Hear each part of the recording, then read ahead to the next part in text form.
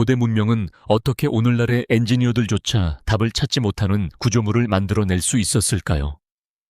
크레인도, 강철도, 첨단 기계도 없던 시대에 사람들은 거대한 산을 통째로 깎아 신전을 만들고 도저히 도시가 세워질 수 없을 것 같은 곳에 도시를 건설했으며 수백 톤에 달하는 거대한 석재를 놀라울 만큼 정교하게 옮겼습니다. 이것은 신화도 전설도 아닙니다. 지금도 공학에 대한 우리의 이해를 뒤흔드는 실제 고대 유적들입니다. 지금부터 수천 년 전 인류의 창의성과 기술력이 얼마나 경이로웠는지를 보여주는 고대 유적 10곳을 함께 살펴보겠습니다. 아부나 예마타 구흐, 존재 자체가 믿기 어려운 절벽 위의 교회. 이 교회에 도착하는 것 자체가 위험한 일입니다. 그런데 이곳을 짓는 일은 애초에 불가능했어야 했습니다.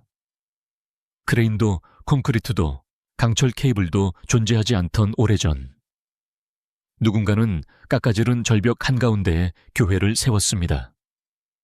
지금도 입구에 다다르는 일조차 방문객들에게 큰 시련이 될 만큼 험난한 곳입니다. 하지만 놀라운 것은 오르는 길이 아닙니다. 진정한 의문은 도대체 누가 그리고 어떻게 이런 장소를 건설했느냐는 것입니다. 에티오피아 티그라이 산맥 높은 곳에 숨겨진 아부나 예마타 구흐는 5세기부터 지금까지 해발 2580m 가까운 절벽 위를 지켜오고 있습니다. 이곳에 오르려면 거의 수직에 가까운 사암 절벽을 250m가량 기어 올라야 하며 난간 하나 없는 좁은 바위턱도 건너야 합니다. 교회 안으로 들어서면 선명한 프레스코화가 지금도 벽면을 가득 채우고 있습니다. 건조한 기후 덕분에 오랜 세월이 흘렀음에도 놀라울 정도로 잘 보존되었습니다. 하지만 이 그림들조차 이곳에서 가장 경이로운 것은 아닙니다. 진정한 경이로움은 바로 교회를 가능하게 만든 공학적 기술에 있습니다. 오늘날에도 이런 위치에 건물을 짓는 일은 결코 쉽지 않은 도전일 것입니다. 발 아래에는 끝없는 허공만 펼쳐진 채 입구에 서 있으면 이곳에서 가장 큰 기적은 교회 그 자체가 아니라 애초에 그것을 세워 올린 불가능에 가까운 건축 기술이 아니었을까 하는 생각을 떨쳐버리기 어렵습니다. 난마돌, 바다 위에 세워져서는 안 될 도시. 이 도시가 정확히 어떻게 건설되었는지는 지금도 아무도 알지 못합니다. 바로 그 사실이 오랜 세월 역사학자들을 끊임없이 고민하게 만들었습니다. 크레인도, 콘크리트도, 강철로 만든 선박도 존재하지 않던 시대에 누군가는 태평양을 가로질러 수천 개의 거대한 현무암 기둥을 운반했고 그것들을 차곡차곡 쌓아 거의 100개에 이르는 인공섬 위에 하나의 도시를 세웠습니다. 오늘날에도 그들이 정확히 어떤 방법을 사용했는지는 누구도 확신할 수 없습니다. 미크로네시아 폼페이 섬에서 12세기와 13세기 사이에 건설된 남마돌은 사우델르르 왕조의 종교적, 정치적 중심지였습니다. 이곳의 현무암 기둥 가운데 일부는 무게가 수톤에 이르지만 가장 가까운 화산 지대조차도 수 킬로미터 떨어져 있습니다. 인공섬들은 좁은 운하로 서로 연결되어 있었고 이 때문에 남마돌은 태평양의 베네치아라는 별명으로도 불리게 되었습니다. 바닷물에 둘러싸인 불안정한 산호 기반 위에 모든 돌과 성벽 그리고 모든 구조물을 하나하나 정확하게 올려놓아야 했습니다. 고고학자들은 수천 명의 사람들이 여러 세대에 걸쳐 이 도시를 건설했을 것으로 보고 있습니다. 하지만 그 거대한 돌들을 어떻게 운반하고 정확한 위치에 놓았는지는 여전히 명확하게 밝혀지지 않았습니다. 오늘날 고요한 운하 사이에 서 있으면 현대 공학의 도움 없이 이 도시가 바다 위에서 모습을 드러냈다는 사실이 쉽게 믿기지 않습니다. 700년이 넘는 시간이 흐른 지금도 가장 근본적인 의문은 여전히 남아 있습니다. 단단한 땅조차 없던 곳에서 고대 문명은 도대체 어떻게 거대한 석조 도시를 세울 수 있었던 것일까요? 데린쿠유 지하 도시, 땅속에 세워진 거대한 도시. 지상에 도시를 건설하는 것만으로도 결코 쉬운 일이 아닙니다. 그런데 지하 85m 가까운 곳에 도시를 만든다는 것은 거의 불가능에 가깝습니다. 하지만 튀르키예 중부 지하 깊숙한 곳에는 단단한 화산암을 통째로 깎아 만든 고대 지하도시 데린쿠유가 자리하고 있습니다. 이곳의 가장 큰 수수께끼는 사람들이 왜 이곳에 숨어 살았는지가 아니라 현대적인 장비 하나 없이 어떻게 이처럼 거대한 도시를 만들어냈느냐는 것입니다. 1963년 우연히 다시 세상의 모습을 드러낸 데린쿠유는 모두 18개 층으로 이어져 있으며 약 2만 명의 사람들과 식량, 식수, 가축까지 함께 수용할 수 있을 만큼 거대한 규모를 자랑합니다.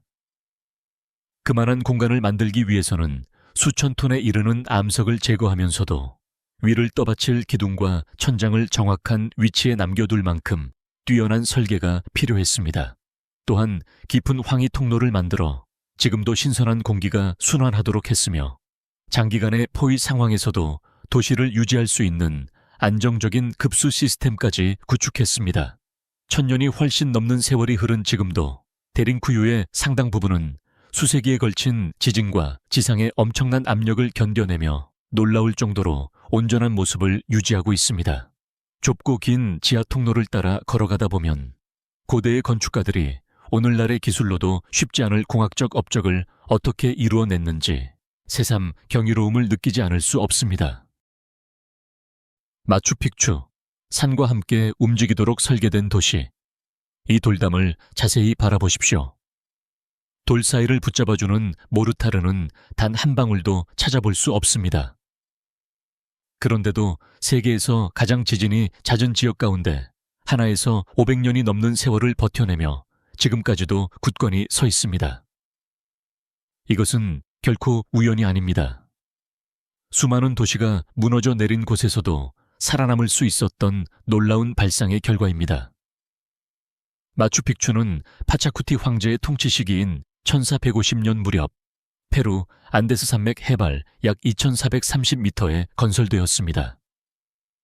잉카의 석공들은 모르타르 대신 수천 개의 화강암을 믿기 어려울 만큼 정밀하게 다듬어 각각의 돌이 빈틈없이 맞물리도록 만들었습니다.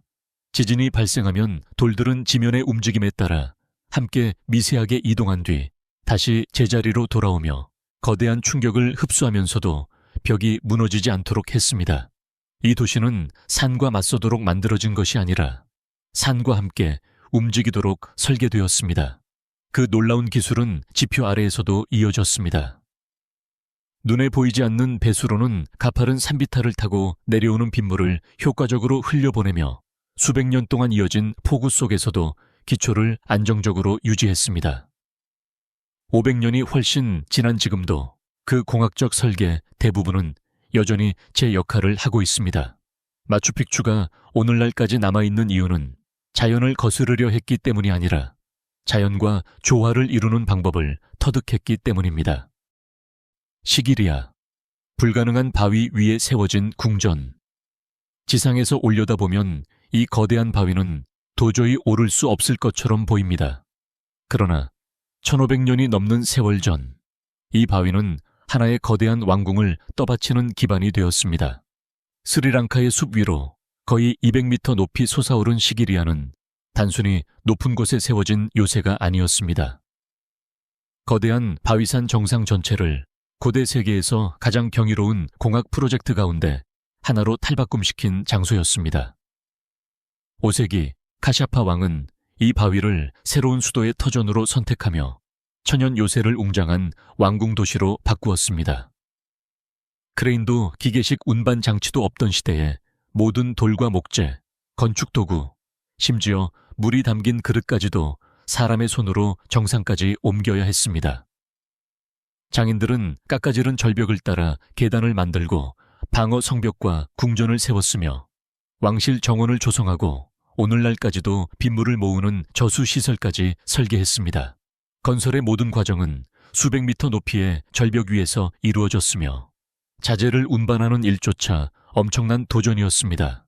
오늘날 시기리아 아래에 서 있으면 애초에 궁전이 존재할 수 없었던 장소에 이 거대한 왕궁을 세우기 위해 얼마나 치밀한 계획과 막대한 노동, 그리고 정교한 기술이 필요했는지 쉽게 상상하기 어렵습니다.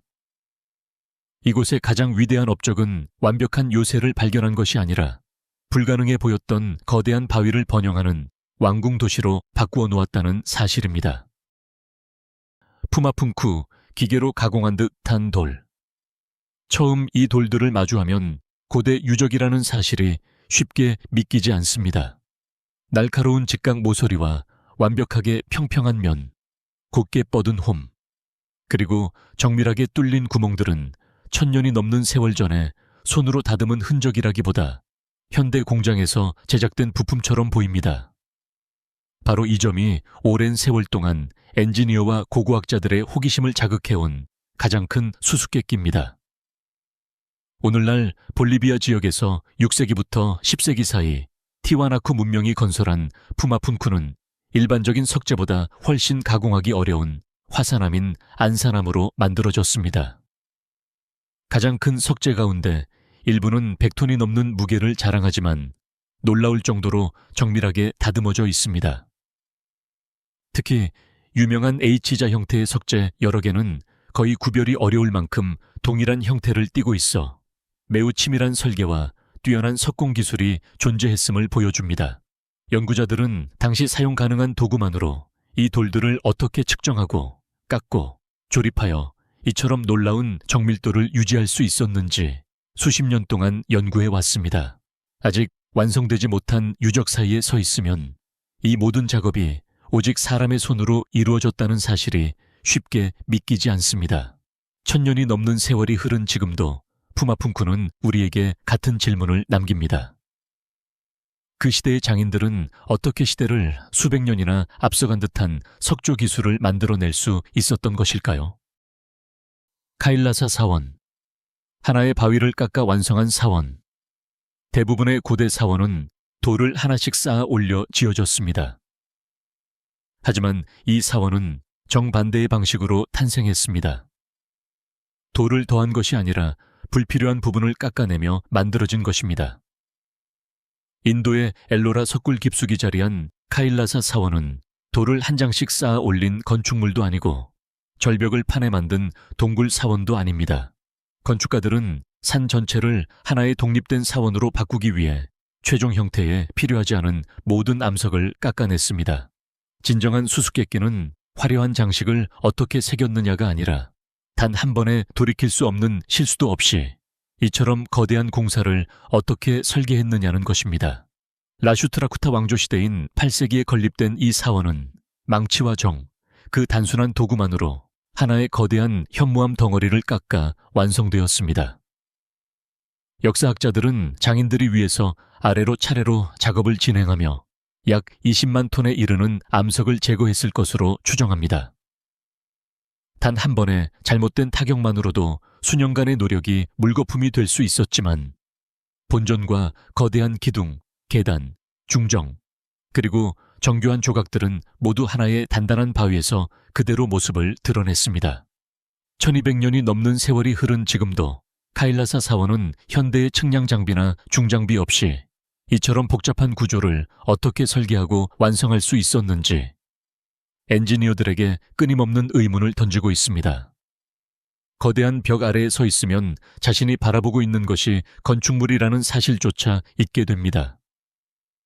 그곳에 있는 것은 사원이 세워진 산이 아니라 오직 사원만 남을 때까지 한치의 오차 없이 깎여나간 하나의 산 그 자체입니다. 페트라, 산을 통째로 깎아 만든 도시. 페트라를 처음 알리는 것은 건축물이 아닙니다. 두 사람이 겨우 나란히 걸을 수 있을 만큼 좁은 협곡입니다. 양옆으로 솟아오른 거대한 사암 절벽은 앞을 완전히 가리고 있다가 어느 순간 갑자기 길이 열리며 거대한 석조 정면이 눈앞의 모습을 드러냅니다. 그것은 산 앞에 세워진 건물이라기보다 산 자체가 하나의 건축물로 변해버린 듯한 모습입니다. 2000년이 훨씬 넘는 세월 전 나바테아인들이 건설한 페트라는 돌을 하나씩 쌓아 만든 도시가 아니었습니다. 신전과 무덤, 기념 건축물은 모두 단단한 사암 절벽을 직접 깎아 만들어졌습니다. 기둥 하나, 계단 하나, 출입구 하나, 그리고 모든 장식은 주변의 암석을 하나씩 제거하는 방식으로 탄생했습니다. 단 한 번의 실수도 새로운 돌을 끼워 넣어 고칠 수 없었습니다. 그 흔적은 영원히 산의 일부로 남을 수밖에 없었습니다. 하지만 이들의 기술은 단순히 절벽을 조각하는 데 그치지 않았습니다. 나바티아인들은 사막 한가운데에서도 물을 모으고 저장할 수 있도록 댐과 수로, 그리고 지하 배수관으로 이루어진 정교한 수리 시스템까지 구축했습니다. 덕분에 누구도 도시가 번성하리라고 예상하지 못했던 곳에서 거대한 문명이 꼽힐 수 있었습니다. 오늘날 페트라를 걸으면 웅장한 석조 건축물에 감탄하게 됩니다. 하지만 그보다 더 놀라운 것은 평범한 협곡을 고대 세계 최고의 공학적 걸작 가운데 하나로 바꾸어 놓은 치밀한 계획과 놀라운 정밀함, 그리고 오랜 세월 이어진 인간의 노력이었습니다.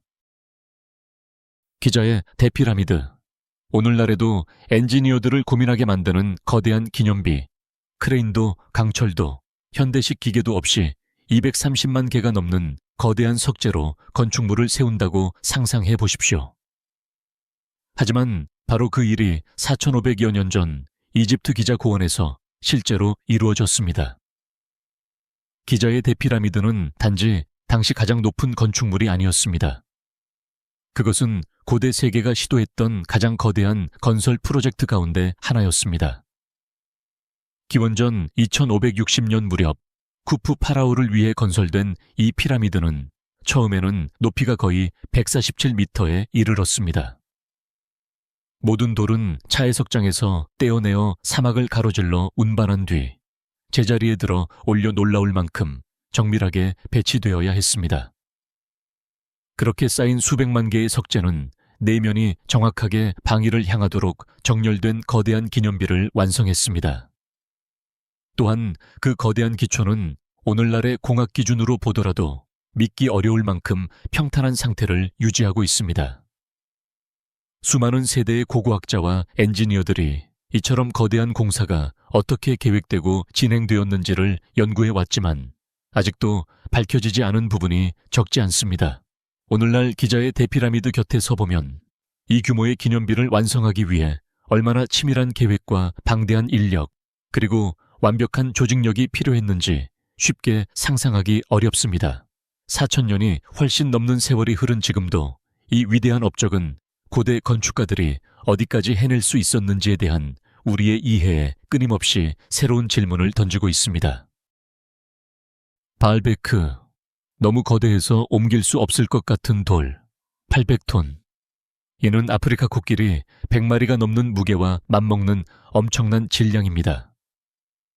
그런데 2000년이 훨씬 넘는 세월 전 바알베크의 건축가들은 이처럼 거대한 석재를 들어 올려 지면에서 몇 미터 높이에 놀라울 만큼 정확하게 배치했습니다. 오늘날에도 사람들을 놀라게 하는 것은 그것이 얼마나 어려웠느냐가 아니라 도대체 어떻게 그런 일이 가능했느냐는 점입니다. 오늘날 레바논에 남아있는 고대 유적의 중심부에는 트릴리톤이라 불리는 거대한 구조물이 자리하고 있습니다. 각각 약 800톤에 이르는 석회암 3개가 거대한 기단의 일부를 이루고 있습니다. 그 인근 차해석장에서는 무게가 약 1000톤으로 추정되는 훨씬 더 거대한 석재도 발견되었는데 이는 당시 건축가들이 그보다 더 무거운 돌까지도 옮길 계획을 세우고 있었음을 보여줍니다. 이 정도 규모의 석재를 운반하는 일은 오늘날의 건설 기술로도 특수 장비와 치밀한 계획, 그리고 완벽한 협력이 요구되는 엄청난 도전입니다. 오랜 세월 동안 연구자들은 경사로와 통나무 롤러, 썰매를 비롯한 다양한 운반 방식을 제시해 왔습니다.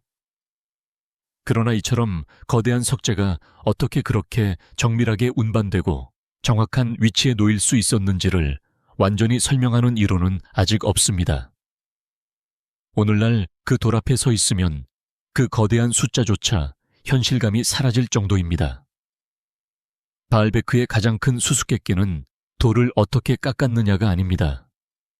인류 역사상 가장 무거운 석재 가운데 일부를 고대의 건축가들이 도대체 어떻게 움직였느냐는 것입니다.